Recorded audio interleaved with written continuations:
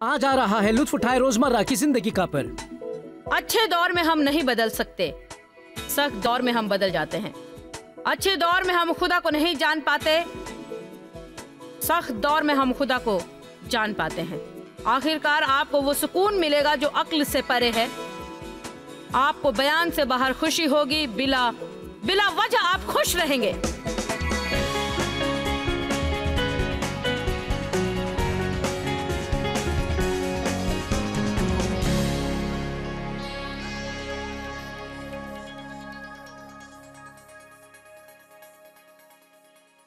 लुत्फ उठाइए रोजमर्रा की जिंदगी का। मैं खुशामदीद। मुझे खुशी है कि आज आप मेरे साथ हैं। मुझे यकीन है कि मेरा आज का पैगाम आपको फायदा पहुंचाएगा। मुझे एक सवाल पूछने दीजिए। क्या आप ये सोचकर हैरान हैं कि खुदा आपकी जिंदगी के साथ क्या कर रहा है? क्या आपने कभी ऐसा सोचा है?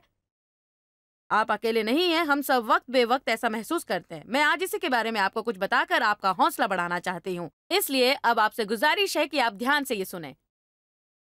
मुझे आपसे एक सवाल पूछना है। आप में से कितने लोग अपनी रूहानी बढ़त को लेकर मायूस होते हैं? जब खुदा हमें बदलता है तो थोड़ी तकलीफ होती है ना? बल्कि सच ये है कि बहुत तकलीफ होती है। मैं सच कह रही हूं ना? फिर बाज वक्त जब खुदा हम में कुछ काम कर रहा होता है तो हम समझ नहीं पाते कि आखिर वो क्या कर रहा है। क्यों? ऐसा है ना, हमारा ये हाल होता है। आप क्या कर रहे हैं? क्योंकि कभी कभार ऐसा हो जाता है कि खुदा कुछ चीजों को हमारी जिंदगी से हटाता है और हम नहीं समझ पाते कि वो क्यों हटा रहा है। वो कुछ लोगों को हमसे जोड़ता है और हम नहीं समझ पाते कि हमें उनसे क्यों जुड़ना चाहिए। बहुत सी ऐसी ही मामूली और छोटी छोटी बातें हैं। मैं आपको एक छोटी सी कहानी सुनाती हूँ, बस आपका हौसला बढ़ाने के लिए। उसका उन्वान है कहानी चाय के कप की। हो सकता है इसे आपने टीवी पर या मेरी किसी टेप में सुना भी हो, पर मैं समझती हूँ बहुत से लोग हैं जिन्होंने इसे नहीं सुना होगा। आज ये आपके लिए है। ये आपके लिए है जो नहीं समझ पाते कि खुदा उनकी जिंदगी में क्या कर रहा है। ये उनके लिए है जो समझते हैं कि वो कामयाब नहीं होंगे। ये उनके लिए है जो नहीं समझते कि खुदा क्या चाहता है। आप महसूस करते हैं कि वो आपको बदल रहा है, लेकिन आप हैरान हैं कि आखिर में आप कैसे बनेंगे और आपके साथ क्या होगा। कहानी कुछ इस तरह से है। एक जोड़ा एक पुराने सामान की दुकान में गया और उन्होंने एक बहुत ही खूबसूरत नायाब चाय का कप देखा जो बहुत ऊपरी शेल्फ पर रखा हुआ था। उन्हें वो चाय का कप बड़ा पसंद आया। उन्होंने कहा हमें ये चाय का कप लेना चाहिए। उन्होंने तारीफी नजरों से उसे देखा। वो उस चाय के कप की कीमत अदा करना चाहते थे। वो उस चाय के कप को घर ले जाना चाहते थे। वो चाहते थे कि वो चाय का कप उनका हो जाए। अचानक ही वो छोटा सा चाय का कप उनसे कहने लगा मैं हमेशा से ऐसा नहीं हूं। एक वक्त था जब मुझे कोई नहीं लेना चाहता था। एक वक्त ऐसा था जब मैं बिल्कुल दिलनशी नहीं था। देखिए, एक वक्त ऐसा था मेरी जिंदगी में जब मैं पुराना भद्दा मिट्टी का लोथड़ा लगता था। कुछ पल के लिए गौर कीजिए। चाय के कप का शुरुआती दौर, ना शक्ल, ना रंग, ना खूबसूरती। उसमें पीने के लिए कोई गर्म मशरूब भी ना समाता था। वो सिर्फ पुराना भद्दा मिट्टी का लोथड़ा लगता था। फिर कुम्हार ने उसे उठाया और थपथपा कर शक्ल देनी शुरू की। मैंने कहा रुक जाओ, क्या कर रहे हो? ये तकलीफ दे है, मुझे तकलीफ होती है, मुझे अकेला छोड़ो, ये सब मत करो। उसने मुझे देखा और कहा अभी नहीं, ये वक्त नहीं है।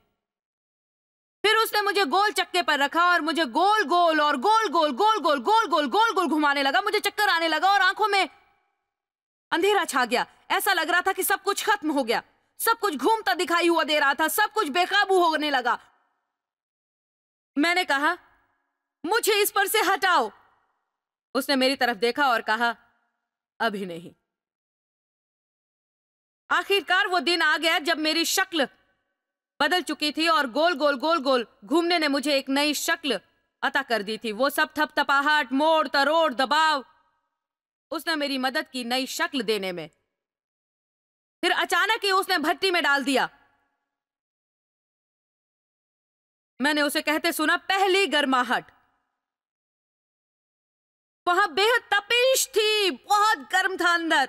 मैं बता नहीं सकता कितना गर्म था। मैंने सोचा मैं ये बर्दाश्त नहीं कर सकता, किसी भी हाल में बर्दाश्त नहीं कर सकता। ये मुझसे नहीं होगा, मैं यहां मर जाऊंगा, मुझे यहां से बाहर निकालो, मैं यहां नहीं रहना चाहता। मुझे तो लगता था कि तुम मुझसे प्यार करते हो, तुम मुझे चाहते हो। मैं रो रहा था, तुमने मुझे इसमें क्यों डाला? देखिए, अवन के दरवाजे में कांच होती है और कुम्हार उस कांच में से देखता है। उसके चेहरे पर मुस्कुराहट है, लेकिन वो मुझे बाहर नहीं निकालता और मेरी एक मखसूस नजर से देखकर कहता है, अभी नहीं। आखिरकार उसने दरवाजा खोला, मुझे भट्टी से बाहर निकालकर एक शेल्फ पर रखा। शुक्र खुदा का, जान छूटी। फिर वो मुझे रंगने लगा, चिपचिपे रंग से। उसने मेरा रंग बदल दिया, सुरमई से इस दिलकश नीले रंग में जो मैं इस वक्त हूं। मैंने कहा, यह बड़ा चिपचिपा है और इससे घुटन होती है। मुझे ये बू अच्छी नहीं लगती है, बंद करो, बंद करो, बंद करो, बंद करो। वो सिर्फ मेरी तरफ देखता रहा और कहता रहा, अभी नहीं।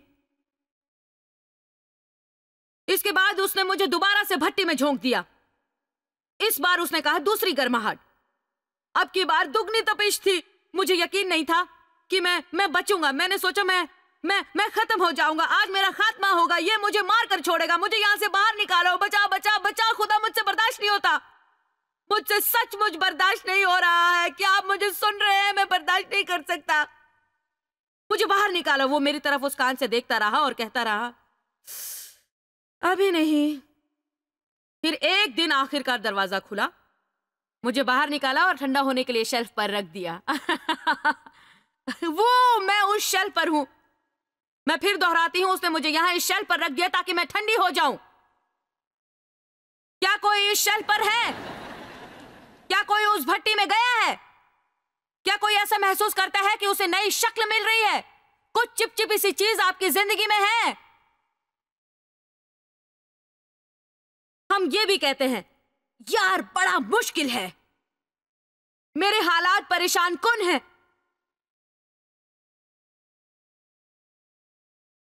मेरे ठंडे होने के एक दिन बाद वो आया और मुझे आईना थमा दिया। मैंने खुद को आईने में देखा और मुझे यकीन नहीं आया कि मैं कितना बदल गया हूं। इतना खूबसूरत था कि खुद पर यकीन नहीं आता। उस पुराने शुरुआती दौर का भद्दापन अब मुझ में जरा भी नहीं था। अब मैं ये खूबसूरत नाजुक सा चाय का कप हूं और हर कोई मुझे लेना चाहता है। मेरी जिंदगी में एक ऐसा दौर था जब कोई मुझे पसंद नहीं करता, मुझे नहीं चाहता था, मेरी तरफ देखता तक नहीं था, मुझे लात मारते थे। लेकिन अब मैं खास शय हूं। पर यकीन करो, मैं हमेशा से ऐसा नहीं था। आमीन।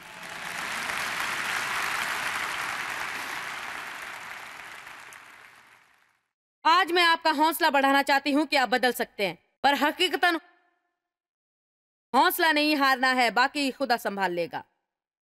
पर हकीकतन होता यह है कि हम बहुत कुछ करने की कोशिश में खुदा की राह रोक देते हैं। आप खुद को बदल नहीं सकते। आप सिर्फ यह कर सकते हैं कि खुदा से राजी होकर कहें, मैं हाजिर हूं, तुझे जो करना है तू कर। हाँ, आपको यह कहना है कि तकलीफ से आप नहीं भागेंगे। आपको यह करना है कि मुश्किल घड़ी से आप नहीं घबराएंगे, क्योंकि ये घड़ियां आप में काम कर रही होती हैं और जिन्हें आप बाद में सराहते हैं। आपकी जिंदगी में एक दिन ऐसा आएगा जब आप जानेंगे कि आज के हालात आपके कट्टर दुश्मन हैं और आने वाला कल बेहतरीन दोस्त है। हम आरामदेह हालत में नहीं बदलते, हम मुश्किल घड़ी में बदलते हैं। हम खुशियों में खुदा को याद नहीं करते, पर मुश्किल में खुदा को याद करते हैं। आखिरकार आपको मिलता है फहम से बालतर सुकून और बयान से बाहर मसरत। सबब बेसबब आप खुश होते हैं, बस यूं ही खुश रहते हैं। हिम्मत मत हारिए, तर्क मत कीजिए, छोड़कर भागने का सोचिए भी मत। सोचिए कि पहले क्या था। आप वहां नहीं होंगे जहां आपको होना चाहिए, लेकिन शुक्र खुदा का आप वहां भी नहीं जहां थे।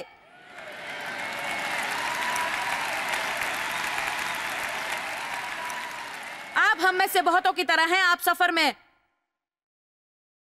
में कहीं हैं। अपना मुवाजना उनसे कभी ना कीजिए जो आपसे आगे हैं, क्योंकि आज वो आगे हैं, लेकिन कभी वो नहीं थे जहां आप आज हैं। एक दिन आएगा जब आप उनकी जगह पर होंगे, लेकिन उस वक्त आप पाएंगे कि कोई और आपसे बहुत आगे है। खुदा इनका इस्तेमाल करके हमें हिम्मत देता है। आपको अपना मुवाजना किसी से नहीं करना है, आपको अपना मुकाबला किसी से नहीं करना है। आपको किसी से अपनी मजहबी जिंदगी का या बाइबल के मुताले का, अपनी शख्सियत का, अपनी शक्ल का, अपनी सलाहियत का और अपने कमालात का मुआवजना नहीं करना है। कोई और बनने में खुदा आपकी मदद नहीं करेगा। आप सुन रहे हैं? आपकी मदद खुदा नहीं करेगा। अब कहने का मतलब ये नहीं कि आपको बदलना भी नहीं है। हम सबको बदलने की जरूरत है, हम सबको और बढ़ना है, लेकिन किसी और में तब्दील नहीं होना है। हमें सिर्फ ये जानना है कि हम खुद में कितना कितना बेहतर बन सकते हैं, और यही सोचकर हमें आगे बढ़ना है। खुदा असल चाहता है, दूसरों की शक्ल नहीं। आमीन।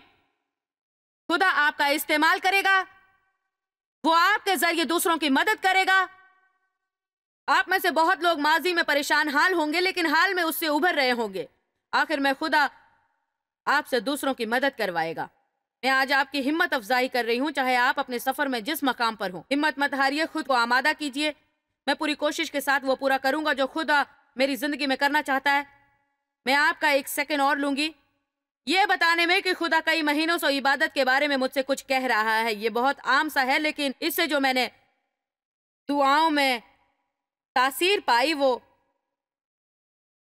तासीर पहले जैसी न थी। खुदा ने बस मुझसे इतना कहा, जब तुम इबादत करते हो तुम मेरे काम करने के लिए दरवाजे खोल देते हो। एक लम्हे के लिए इस पर गौर कीजिए। जब किसी भी हाल में आप दुआ करते हैं, किसी के लिए भी जब आप दुआ करते हैं, तो आप खुदा के लिए काम करने का दरवाजा खोल देते हैं। अगर आप दुआ नहीं करते या कोई और दुआ नहीं करता, तो खुदा के काम करने के लिए दरवाजा नहीं खुलता। पिछले कुछ महीनों का मेरा तजुर्बा है कि मेरी दुआएं बड़ी जल्द कबूल होने लगी हैं, लेकिन मेरे ख्याल में अब मैं पहले से कुछ ज्यादा ही दुआएं मांगने लगी हूँ। मायूस भी कम रहती हूँ और दुनियावी चीजों को खुद समझने में अपना वक्त भी कम ही बर्बाद करती हूँ। मेरे ख्याल में इंकिशाफ आहिस्ता आहिस्ता होता है। हम जो चाहते हैं वो हमें आहिस्ता आहिस्ता मिलता है। मैं पिछले 30 सालों से खुदा की राह पर मुस्तैदी से चल रही हूँ। जाहिर है इस सालों में मैं इबादत भी करती रही हूँ, लेकिन अब इबादत करना आसान सा लगता है। मेरे ख्याल में इबादत सांस की तरह होनी चाहिए। दिन के हर पल में इबादत होनी चाहिए। हर चीज के लिए दुआ करें और इबादत को इतना मजहबी रंग ना दें कि वो आपके लिए मुफीद बख्श ना हो। इबादत को प्रोजेक्ट ना बनाएं या इतना मजहबी ना कर दें कि आप उससे लुत्फ अंदोज ना हो। आप लोगों को एक बात अच्छी तरह से समझनी है कि इबादत खुदा से बात करने का सिर्फ और सिर्फ एक जरिया है। खुदा से कुर्बत का जरिया है। आपकी टीम में कोई ऐसा शख्स होगा जिसके लिए कुछ भी नामुमकिन नहीं होगा। कभी भी ये बेकार बेकार बेकार बेकार बेकार बात ना कहें। मुझे पता नहीं कि और क्या करें। जो भी मुझे आता था मैंने सब कुछ किया, इसलिए अब मैं समझता हूं कि अगर कुछ करने को बचा है तो वो है इबादत। हम सब ने कभी ना कभी ऐसा कहा होगा, मुझे पता नहीं कि क्या करूं, कुछ नहीं कर सकता सिवाय दुआ के, सिवाय इबादत के। इबादत हमारे बचाव का आखिरी जरिया नहीं होना चाहिए, ये हमेशा हमारे लिए पहला कदम होना चाहिए। आमीन।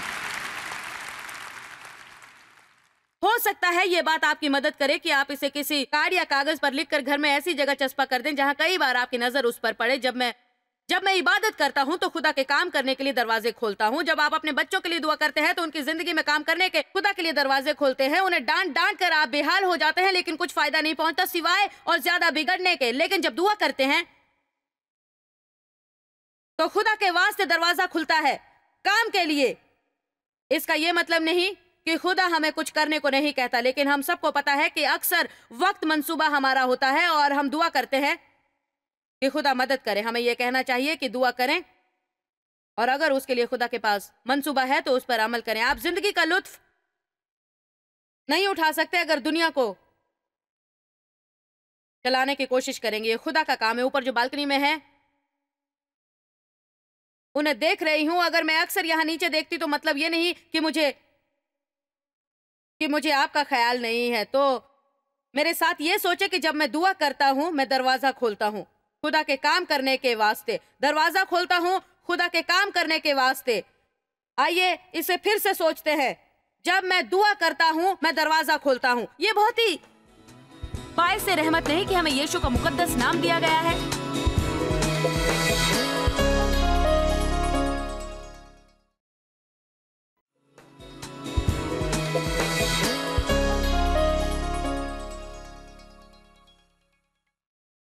इस सिलसिले में मुझे आपसे और बहुत कुछ कहना है और जो आपके लिए फायदेमंद होगा। इससे पहले मैं आपके लिए दुआ करना चाहूंगी। मेरे ख्याल में इकरार में तासीर है, इसलिए मैं चाहती हूँ कि हम सब मिलजुल कर दुआ करें उन हालात का जिनसे हम गुजर रहे हैं। अगर आप खुद को बेसब्र, पेशोपेश में और मायूस महसूस करते हैं तो हम दुआ करेंगे कि खुदा आपको सुकून दे इस दौरान जब आप अपनी कामयाबी के लिए उससे उम्मीद लगाए हैं। खुदावंद, हम यीशु के नाम पर तेरे पास आए हैं, हम साथ दुआ करते हैं और इस वक्त हम दुआ कर रहे हैं अपने तमाम नाजरीन के लिए, और मुझे यकीन है कि वो मुझसे इत्तेफाक करेंगे कि तू उन्हें सुकून देगा, फहम से बलातर,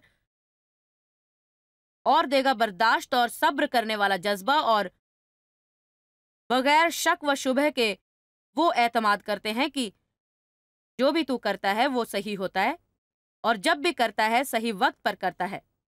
मैं दुआ करती हूँ कि वो जहाँ थे और वहाँ से वो जहाँ जा रहे हैं उस सफर का लुत्फ उठाएं और ये वक्त उनका जाया ना हो, क्योंकि वो पेशोपेश में है और परेशान है। यीशु के वास्ता, आमीन। जैसा कि मैंने कहा, मैं आपको कुछ और भी बताना चाहती हूँ। सबसे पहले मेरे ख्याल में हमारी ये फितरत है कि जब हम खुदा पर भरोसा करते हैं और जल्दी कुछ नतीजा नहीं मिलता तो हमारा रवैया मनफी हो जाता है। हम बेचकीनी और शुबे में पड़ जाते हैं और मनफी हो जाते हैं। हम मनफी बातें कहने लगते हैं, सोचने लगते हैं, लेकिन ये तरीका गलत है। ऐसा नहीं होना चाहिए। खुदा का हमारे लिए काम करने का अपना तरीका है। मेरे सामने एक सहीफा है, यूहन्ना का बाब 11, जहाँ लजारस मरा हुआ है। उसकी बहनें बहुत ही परेशान हैं, जैसे उनकी दुनिया ही उजड़ गई हो। उन्होंने कहा, यीशु, अगर आप यहाँ होते तो हमारा भाई फौत नहीं होता। बाज वक्त हमारी जिंदगी में ऐसे हालात आते हैं जब हम सोचते हैं अब कोई राह नहीं है। उन्हें ये पता नहीं था कि यीशु क्या कर सकते हैं। उन्होंने कहा, अगर आप यहाँ होते तो ये ना होता, लेकिन ये ऐसा है। लेकिन अब ये हो चुका है तो हम कुछ नहीं कर सकते। बाइबल में है कि इसमें खुदा का मकसद था, क्योंकि लजारस बहुत बीमार था। खुदा ने कुछ नहीं किया और लजारस को मरने दिया। हालांकि वो उसे बहुत चाहते थे, उससे प्यार करते थे, क्योंकि उन्हें पता था कि वो इन हालात में हयाते नौ लाने वाले थे। बाज वक्त हम सोचते हैं कि खुदा ये क्यों नहीं करता जो हम करवाना चाहते हैं, और जबकि हमें पता है कि वो करना उसके लिए बड़ा ही आसान है। मुझे याद है अपनी जिंदगी का वो वक्त जब मैं कहती कि खुदा ये करना तेरे लिए बड़ा ही आसान होगा, क्यों तू मेरी जिंदगी में कुछ करता नहीं है, क्यों मेरी परेशानियां खत्म नहीं करता। फिर मैंने ये जाना कि मेरा वक्त खुदा का वक्त नहीं होता, लेकिन ये भी सही है कि वो कभी ताखिर नहीं करता। हमें लगता है कि वो देर कर रहा है जब हमारे वक्त पर कुछ नहीं कर सकता। तो यीशु ने उनसे कुछ कहा जो मैं समझती हूँ कि बड़ा ही अहम है, और मैं इसका जिक्र हर वक्त करती रहती हूँ। ये बड़ी सीधी सी बात है और मैं चाहती हूँ कि आप भी इस बात को सुने और इस बात को समझें। और यूहन्ना 11 आयत 40 में वो कहते हैं, तू ईमान लाएगी तो खुदा का जलाल देखेगी। मेरे ख्याल में ये एक जबरदस्त सहीफा है। सिर्फ ईमान ला और खुदा का जलाल देख, ये वो है जो हमें करना चाहिए। हम सबको करना चाहिए। हमको किसी को नहीं बताना है, किसी को समझाना नहीं है। हमें अपने दोस्तों को वजूहात नहीं गिनवानी है कि हम अब तक कामयाब क्यों नहीं हुए। दूसरी बात जो मैं समझती हूँ कि हमें करनी चाहिए कि हमें अनदेखे पर ज्यादा नजर रखनी चाहिए। पौलुस ने कुरिन्थियों 2 बाब 4 से कहा है कि वो इसके इम्तिहान से बददिल नहीं होता। कम से कम इस दर्जा नहीं कि तर्क कर दे, क्योंकि उसने देखे से ज्यादा अनदेखे पर भरोसा किया। मैं आपको सलाह दूंगी, ये मशवरा दूंगी कि ये यकीन रखें कि खुदा हर रोज आपकी जिंदगी में काम करता है। वो आपकी जिंदगी के लिए कोई मंसूबा बनाता है। सिर्फ सलाह ही नहीं, बल्कि मैं चाहती हूँ कि आप इसे बाआवाज़े बुलंद कहें। मेरे ख्याल में हमारा इकरार और मुसीबत की घड़ी में जो हम कहते हैं वो बहुत बहुत बहुत बहुत ही अहम है और बहुत ही मायने रखता है। इसलिए मैं आपको सलाह दूंगी कि आप कुछ ऐसा कहें कि मुझे यकीन है कि इस वक्त खुदा मेरे बदले में काम कर रहा है और मुझे नतीजा मिलेगा। बाइबल में माखूस 11 में ऐसा जिक्र है कि दुआ के दौरान जो तुम यकीन करते हो तो तुम पाओगे, वो तुम्हें मिलता है। तो पहले हमें ईमान लाना चाहिए कि हमें वो मिला, फिर ईमान लाना चाहिए और ये यकीन करना चाहिए कि अनदेखी कुव्वत है। हम उसे देख नहीं पाते, लेकिन अनदेखी कुव्वत है। फरिश्ते जो हमारे बदले काम करते हैं, शैतानी कुव्वतें हैं जो हमारी जिंदगी के लिए खुदा के मंसूबे में रुकावटें पैदा करती हैं। इसलिए हमें ये करना है कि खुदा के साथ ताउन करें ताकि वो हमारी जिंदगी में काम करे और हमें शैतान से ताउन करने से बाज रखे।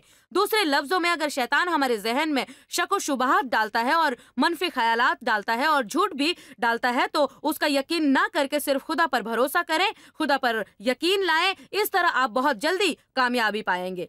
खुदा पर ईमान लाओ और उसका जलाल देखो। इसे याद रखें, सिर्फ ईमान लाएं। आपको इसका तस्फिया नहीं करना है, ना कोई बहाना करना है, ना वजाहत करनी है और ना ये जानना है कि क्यों और कब।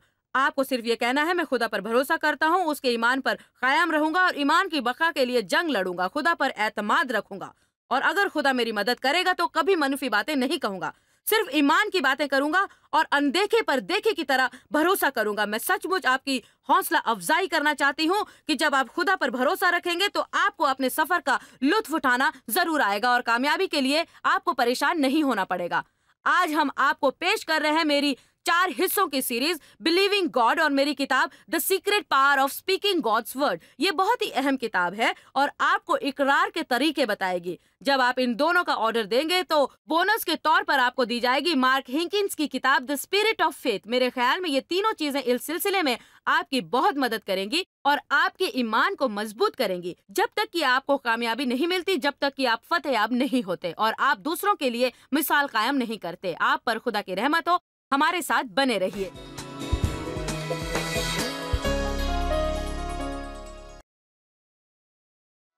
जॉयस मायर मिनिस्ट्री आपकी उम्मीदों से ज्यादा है। आपके लिए आप सबका यहाँ आने के लिए शुक्रिया, और शुक्रिया उन दोस्तों और वालिदैन का जिन्होंने इसे दुनिया भर में फैलाया। हम सब भूखे को खाना खिलाते हैं, गरीब को कपड़ा देते हैं और इस तरह मुल्क की खिदमत करते हैं। आप joycemeyer.org पर विजिट करें और अपनी इल्तिजाई इबादत हमारे साथ बांटें। देखिए जॉयस के अजीम बयान और हमारे साथ शामिल हो जाइए यीशु की मोहब्बत भरी दुनिया में।